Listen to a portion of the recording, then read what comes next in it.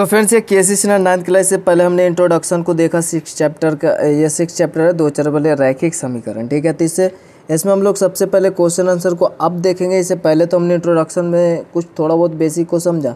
चूँकि ये काफ़ी इजी चैप्टर है, तो ये देखिए 2 चर वाले रैखिक समीकरण का जो फॉर्म होता है वो इस फॉर्म में होता है x + b/y + c = 0। और ये जो समीकरण दिया हुआ है इसको इसी फॉर्म में लिखना है, ठीक है। और a b c के मान भी बताना है। तो चलिए सीधा हम लोग सॉल्व करते हैं, चूँकि ये काफ़ी इजी क्वेश्चन है। तो ये जो बराबर के आपको इधर दिख रहा है ये a है, b है, मतलब ax है, bx है, और इसको c बोलेंगे जो कि बराबर की इधर है। इसको हमको इधर लाना है, चूँकि देखिए ये इधर c है। तो ये हमारे पास 2x है और प्लस में 2y है, और इधर जो बराबर की इधर ये प्लस में इसलिए इधर आएगा, तो ये माइनस में हो जाएगा 4.37, और बराबर इधर कुछ नहीं तो 0। तो इस फॉर्म में आ चुका है ये। अब बस a b c का मान बताना है। तो a कितना है, a बराबर 2 हो जाएगा, चूँकि a x होता है। a जो है यहाँ पर संख्या होगा और ये चर है, तो चर के साथ में a है और इस चर के साथ में b है, यानी b बराबर कितना होगा, 2 होगा। और ये हमारे पास c बराबर जो है ये माइनस में चुकी है, तो -4.37 होगा, ठीक है। तो इस प्रकार से ही सभी क्वेश्चन को इसमें बनाना है। तो दूसरा नंबर क्वेश्चन भी सेम वैसे ही बनाना है। तो इसमें सबसे पहले तो x bx इस फॉर्म में लाते हैं। तो ये x है और यहाँ पे देखिए ये बाई है और ये b है। इधर माइनस में है, प्लस में है ना, इधर प्लस में इधर आएगा तो माइनस में। सबसे पहले इसी को लिखते हैं, चूँकि उस फॉर्म में लिखना है। ये हमारा ax हुआ, यहाँ पे a कुछ नहीं तो 1 है संख्या अंक में, ठीक है। और ये x चर है और माइनस ये इसको लाया, और बाकी इसको जो -4 है जो कि c है इसको इधर कर देते हैं। बराबर में इधर कुछ नहीं तो 0, ठीक है। उसके बाद a तो आपको पता है, a बराबर यहाँ पे कुछ नहीं तो 1 रहेगा, और b बराबर अगर देखें तो माइनस में √3 होगा। ये √3 है लेकिन माइनस में तो माइनस होता है, चूँकि प्लस में होता है तो ये माइनस में ही हम लोग यहाँ पे काउंट करेंगे। जो माइनस में रहेगा माइनस में लिखेंगे, प्लस में रहेगा तो प्लस में लिखेंगे। और c बराबर देखें तो यहाँ पे -4 है, ठीक है।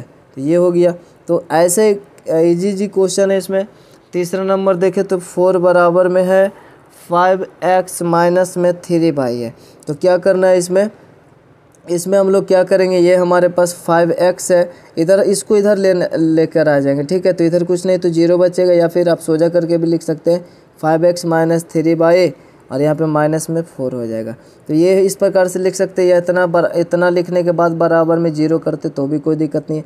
बट ये हमारा समीकरण है और इस फॉर्म में भी आ चुका है ax by और c के फॉर्म में बराबर 0। इसको देखिए अब प्लस के रूप में होता है। इसमें अगर थोड़ा बहुत कन्फ्यूजन है तो इस प्रकार से हम लोग सब समझाने के लिए लिख रहे हैं, बट ऐसा ही लिखना है आपको। यहाँ पर जैसे बराबर में 0 है बस, ठीक है। ये 5x है, प्लस में इसको लिख सकते हैं -3y, और प्लस में इसको लिख सकते हैं -4। ये हमारे पास ax है, ये by है, तो by किस में है, माइनस में by है, ठीक है। ax + by माइनस में, और प्लस में c यानी कि -4 है ये, ठीक है। तो इस प्रकार से हम लोग समझ सकते हैं। ये तो पहले भी हमने बताया था ऐसे, ठीक है। और इसलिए हम लोग माइनस में लिखते हैं b को, क्योंकि यहाँ पे प्लस माइनस फिर से वापस से माइनस आ जाएगा। हम लोग डायरेक्ट ऐसे ही लिखते हैं, लेकिन जब b लिखना हो तो -3 में लिखते हैं, क्योंकि ये माइनस में होता है, ठीक है। तो अब हम लोग चौथा नंबर क्वेश्चन को देखें। तो यहाँ पे 2x है बराबर में y है। तो करना क्या है, देखिए जो भी पद नहीं रहेगा, जैसे ये ax है, ठीक है, ax है, फिर ये y भी है, इधर प्लस में इधर रहेगा तो माइनस में y आ जाएगा। लेकिन c नहीं है, तो c में अब 0 लिख सकते हैं, कुछ नहीं तो c के जगह पर हम लोग 0 लिख सकते हैं, कुछ नहीं तो यहाँ पर 0 होगा, और बराबर में 0 कर देते इधर, कुछ नहीं तो। इसको लिखना ना लिखना बात बराबर ही है। तो ऐसा हम लोग लिख सकते हैं इस फॉर्म में, c के यहाँ पे c लिख सकते हैं, 0 × c, 0 × c कर देते हैं। ये ax हुआ, ये by हुआ, ठीक है, और ये 0 c होगा। c के जगह पे कुछ भी अंक नहीं है, यहाँ पे 0 पॉइंट ऐसा हम लोग 0 × c के रूप में लिख दिया, या फिर खाली 0 लिख सकते हैं। तो यहाँ पे देखिए a हमारा हो जाएगा 2, और b हमारा यहाँ पे देखिए कुछ नहीं तो माइनस में है, लेकिन माइनस में 1 लिखेंगे, क्योंकि कुछ नहीं है यहाँ पे अंक, तो यहाँ पे 1 है, ठीक है, 1 ही y है वो, और ये माइनस में y आएगा चूँकि माइनस में है। और c के जगह पे बराबर 0 लिखेंगे, यानी कुछ नहीं है c, तो वह 0 होगा, ठीक है। तो इसमें देखिए हमारा दूसरा नंबर क्वेश्चन में बोल रहा है 2 चरों वाले समीकरणों के रूप में व्यक्त करना है। जो भी निम्नलिखित आपका क्वेश्चन नीचे जो दिया गया उसमें उसको 2 चरों वाले समीकरणों के रूप में व्यक्त करना है। 2 चर वाला समीकरण यानी ax + by और प्लस सी बराबर 0 का फॉर्म में होता है। इसमें सपोज कोई पद ना हो, जैसे ए एक्स नहीं दिया हो, ठीक है, तो हम लोग क्या करेंगे वहाँ पर 0.x करके हम लोग लिख लेंगे, जैसे बी बाई और प्लस में सी, इस प्रकार से लिखेंगे। ये सब दिया हुआ रहेगा, तो अगर ये नहीं दिया हो तो यहाँ पे 0.x करके लिखेंगे, क्योंकि गुना करने पर ये वापस से 0 हो जाएगा, मतलब हमने कुछ नहीं किया, 0 का कोई वैल्यू नहीं है। सिर्फ यहाँ पे दो चरों वाले समीकरणों को रूप में व्यक्त करने के लिए हम लोग ऐसा करेंगे, ठीक है। और बाई नहीं रहेगा तो बाई के इंटू में 0 ले लेंगे, यहाँ पे संख्या 0 सिर्फ लेकर हम लोग उस पद को पूरा कर देंगे, जैसे हमने अभी भी सी का हमने इससे पहले वाले क्वेश्चन में किया था 0 देकर, उसी प्रकार से। तो जैसे कि इस क्वेश्चन में देख रहे हैं x बराबर -5 है, तो यहाँ पे x वाला पद तो दिख रहा है लेकिन बाई वाला पद नहीं दिख रहा है, ठीक है। तो उसको हम लोग दे देंगे, जैसे ये तो आएगा इधर सी आ जाएगा, ये है, और प्लस में 0.22 यहाँ पे दे देते हैं, और ये माइनस में इधर आएगा तो प्लस में 5 बराबर 0। तो ये जो हो गया हमारे पास, जैसे हमें पता था कि ये सी है, ये ए बाई वाला पद नहीं है यानी बी बाई, तो उसको 0 हम लोग दे दिए, यहाँ पे कुछ नहीं तो 1 है यानी ए एक्स, और ये बी बाई हुआ और प्लस में सी, ये दो चर वाले रैखिक समीकरण का रूप हुआ। इस वाला जो पद नहीं रहेगा उसमें 0 आके अपने को पूरा कर देना सिर्फ, ठीक है। तो ये हो गया दो चर वाले रैखिक समीकरण। तो देखिए दूसरा नंबर क्वेश्चन, इसमें आपको देखकर ही पता चल जाएगा, जैसे बाई वाला पद है, इसमें एक्स वाला नहीं है, तो हम लोग 0 इंटू एक्स और प्लस ये बाई हुआ, ये एक्स और बी बाई, और ये सी के फॉर्म में आ जाएगा, -2 इधर प्लस में है ना, बराबर के इधर प्लस में 2 इधर आएगा तो माइनस में 2 और इधर कुछ नहीं तो 0। तो ये हो गया दो चर वाले रैखिक समीकरण। तो काफ़ी इजी क्वेश्चन है इधर। अब इसमें देखिए, तो इसमें देखने से पता चलता है कि एक्स वाला पद है लेकिन बाई वाला नहीं, बाई और इधर प्लस में 3 इधर आएगा तो माइनस में 3 बराबर 0, ये दो चर वाला हो गया। चौथा हम लोग इसी में देख लेते हैं, 5y बराबर 2 है, x वाला पद नहीं है तो 0 इंटू एक्स, ये x हो गया प्लस बी बाई और ये c, तो ये प्लस में इधर आएगा तो माइनस में 2 और बराबर 0। तो ये दो चर वाले रैखिक समीकरण का फॉर्म इसी प्रकार से होता है। तो ये तो काफ़ी इजी क्वेश्चन था बेसिक। तो तीसरा नंबर क्वेश्चन बोला जांच करना है x बराबर 2 और y बराबर 1 जो दिया हुआ है, तो निम्नलिखित समीकरणों के हल है या नहीं।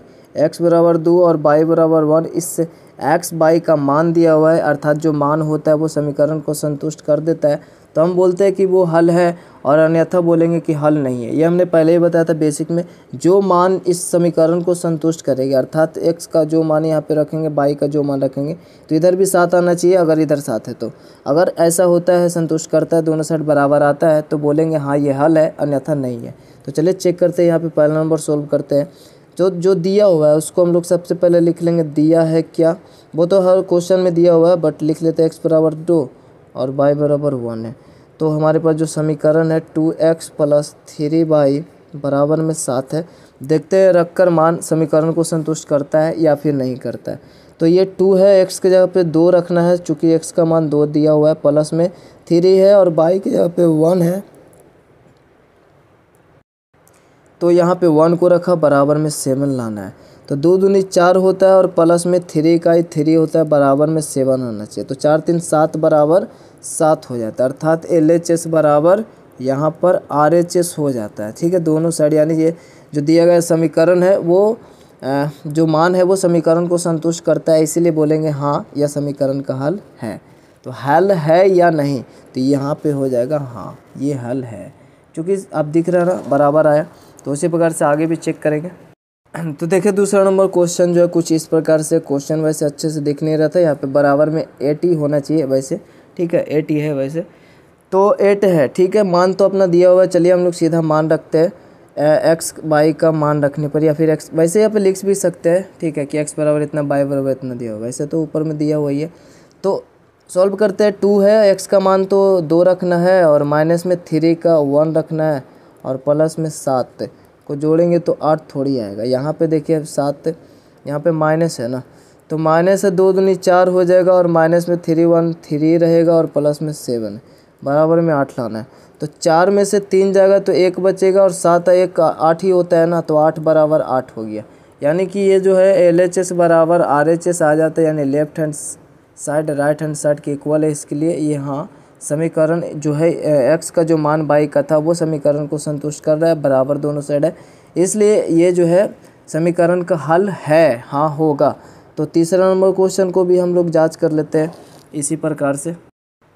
तो इसमें बराबर में 9 दिया हुआ है, तो चलिए देखते हैं कि दोनों साइड 9 आता है या नहीं। 3 है इंटू 2 रखना है, प्लस 4 है, बाई की जगह पे 1 रखना है, बराबर में 9 लाना है। 3 दूनी 6 हो जाता है और 4 इकाई 4 होता है, बराबर में 9 लाना है। 10 आता है लेकिन इधर 9 है, ये दोनों इक्वल नहीं है, इसलिए लिखेंगे नहीं। यहाँ पे नहीं हो जाएगा, ये समीकरण का हल नहीं होगा। अच्छे से लिख भी सकते हैं कि अतः यह समीकरण का हल नहीं है। ठीक है, चौथा नंबर क्वेश्चन को जांच करें तो काफ़ी इजी क्वेश्चन है, तो जांच करना यहाँ पे वैसा कुछ नहीं है, सिर्फ मान को रखना है। जैसे कि क्वेश्चन है 5x माइनस 7y और बराबर में लाना है 3, तो x के जगह पे 2 रखना है, तो 2 रखना। चलिए यहाँ पर 2 रख दिया, -7, बाई की जगह पे 1 रखना, बराबर में 3। 5 दूनी 10 होता है और 7 इकाई तो माइनस में 7 ही होगा और बराबर में 3 लाना है। 10 में से 7 जाएगा तो 3 आ जाता है और इधर भी 3 है, यानी LHS बराबर यहाँ पे RHS दिख रहा है, यानी दोनों साइड इक्वल हो गया जब हमने x का मान रखा। तो अर्थात ये जो समीकरण है x के, अर्थात ये जो समीकरण है, ये जो मान है वो समीकरण को संतुष्ट करता है, इसलिए LHS बराबर RHS है और इसलिए ये समीकरण है। ठीक है, समीकरण का हल है, तो ये होगा इसका। बस इसमें 4 ही क्वेश्चन था और तीसरा नंबर क्वेश्चन। चौथा नंबर क्वेश्चन में भी वैसा ही बोल रहा है, सेम क्वेश्चन है, चौथा नंबर भी क्वेश्चन देख ही लेते हैं। तो यहाँ पर देखिए चौथा नंबर क्वेश्चन में भी सेम वैसा ही क्वेश्चन है, इसमें भी जांच करने के लिए बोल रहा है। यहाँ पे x बराबर -1 है और y बराबर में 3 है, तो देखते हैं ये समीकरण को संतुष्ट करता है या नहीं। तो 2 है, x के जगह पे रखना है -1 और प्लस में y है, y के जगह पे कितना रखना है 3, लाना है 13। तो यहाँ पर देखते हैं -1 और 2 से गुना होगा तो ये -2 हो जाएगा और प्लस में इधर 5 15 हो जाता है, लाना है 13। 15 में से 2 जाएगा तो 13 ही आता है और इधर लाना भी था 13, यानी दोनों बराबर आ जाते हैं। LHS बराबर RHS हो जाता है। जब LHS बराबर RHS होता है अर्थात बराबर भी हो गया तो हम लोग बोलेंगे हाँ यह समीकरण का हल है, तभी तो दोनों साइड बराबर आया। उसके बाद हम लोग दूसरा नंबर क्वेश्चन देखेंगे। तो दूसरा नंबर क्वेश्चन जो है ना 2x माइनस 3y है और बराबर में -11 लाना है। तो 2x है, चलिए इसको भी सोल्व करते हैं। x के जगह पे कितना रखना है, तो -1 रखना है, x के जगह पे -1 रखना, फिर 3 है गुना y के जगह पे कितना था 3 है, उसके बाद लाना कितना है -11। तो यहाँ पर देखिए -1 इंटू 2 करेंगे तो -2 ही होगा और इधर 3 3 9 -9 होगा, लाना है -11। तो माइनस में 9 इधर है, माइनस में 2 इधर है, यानी टोटल माइनस में 9 10 11 हो जाएगा, 2 जोड़ेंगे तो, यानी -11 इधर हो गया और -11 इधर भी है। तो ये LHS बराबर RHS तो हो ही गया, अर्थात इसको बोल सकते हैं हाँ ये भी समीकरण का हल है। तो तीसरा नंबर क्वेश्चन भी देख लेते हैं साथ ही में। तो तीसरा नंबर क्वेश्चन जो है यहाँ पे 5x प्लस 3y और लाना है कितना 4। तो यहाँ पे x का मान तो पता है 5 इंटू -1 है और प्लस में 3y का मान 3 है, तो बराबर 4 लाना है। 5 और -1 से गुना होगा तो -5 होगा और प्लस में 3 3 9 होगा, अर्थात इधर 4 लाना है। तो 9 में से देखिए 5 को अगर घटा दे तो 9 में से 5 जाएगा तो 4 ही आता है, इधर 4 ही लाना था। तो ये LHS बराबर ये RHS है और इसलिए यहाँ पे हम लोग देख रहे हैं कि ये बराबर संतुष्ट कर रहा है, तो ये होगा हाँ समीकरण है। तो एक लास्ट ही बना देते हैं, इसको छोड़ने से भी कोई फ़ायदा नहीं है, चूँकि यहाँ पे लिखा है 2x प्लस 3y बराबर इसमें भी 4 लाना है। 2 यहाँ पे -1 रखना है और प्लस में 3y की जगह पे तो 3 है, बराबर में 4 लाना है। यहाँ पर देखिए -2 है और इधर लाना है 3 3 9 आया, इधर लाना है 4। 9 में से 2 जाएगा तो 4 थोड़ी आएगा, यहाँ पे 9 में से 2 जाएगा तो 7 आएगा, इधर है 4, तो ये बराबर नहीं है।